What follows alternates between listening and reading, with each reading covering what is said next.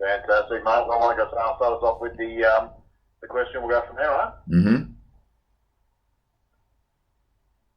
Joining us from the city of Canals again this week. By the sound of it, all there is canals right now. Venice, a lot of flooding going on. Ed, I hope you're staying dry. Well, I am not underwater, but the water's right behind me, as you can see, and it's kind of the rising tide. Whether it'll take me down, I'm not sure, but I got my swimmers with me.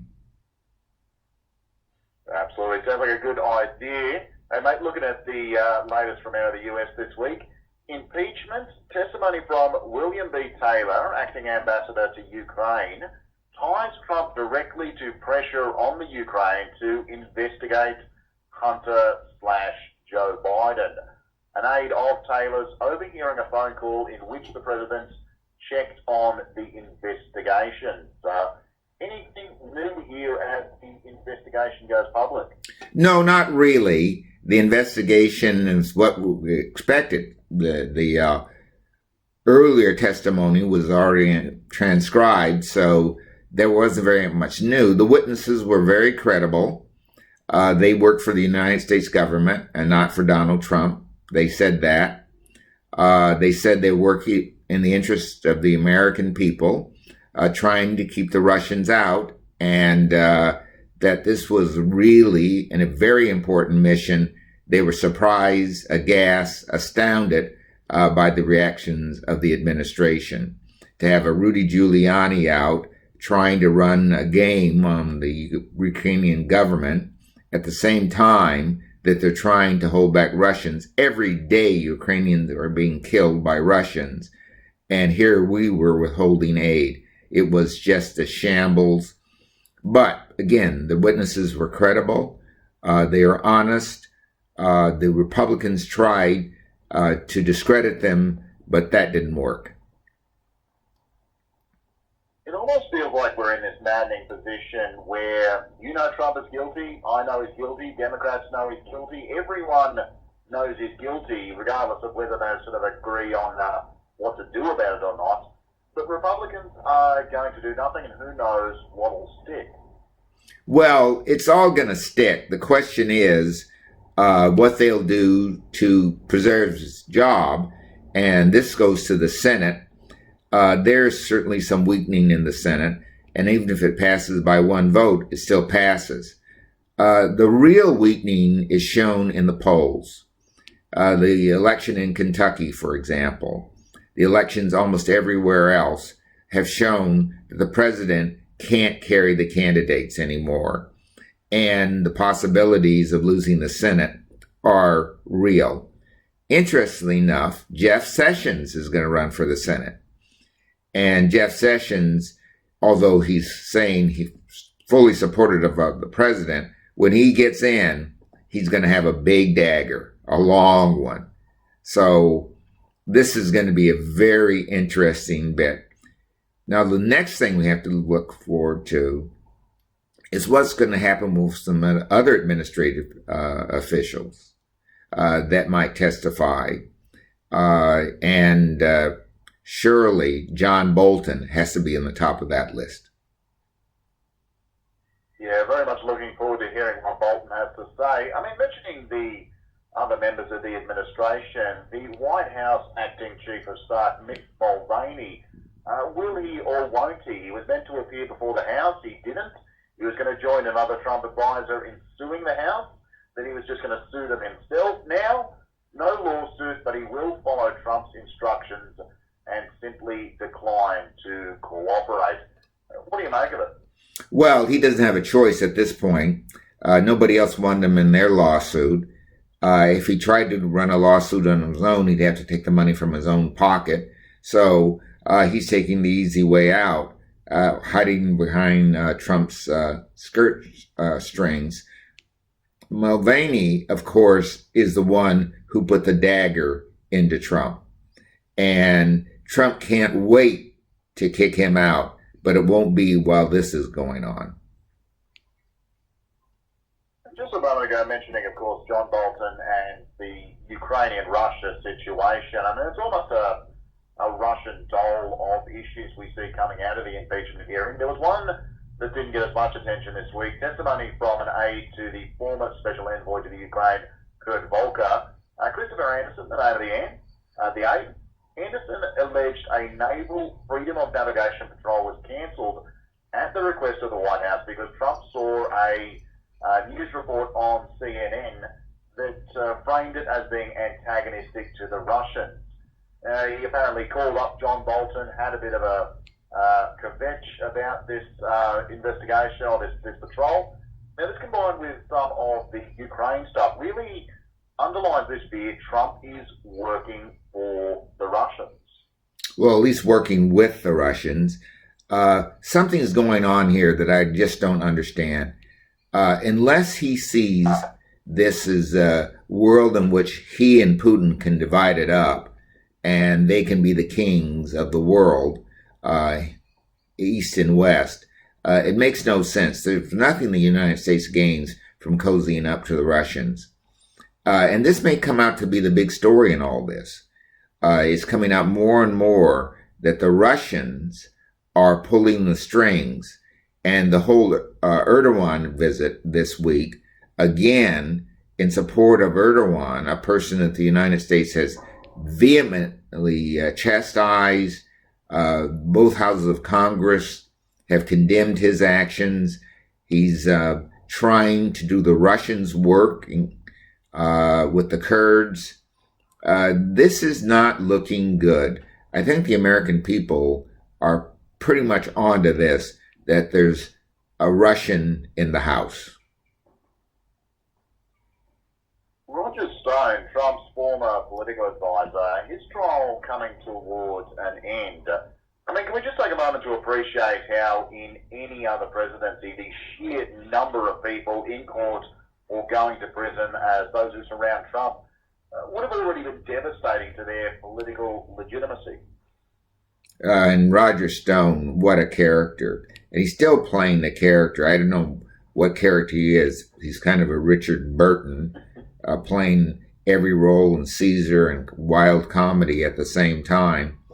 The issue here is whether Roger Stone was some kind of a contact with WikiLeaks sending information to the Republican Party.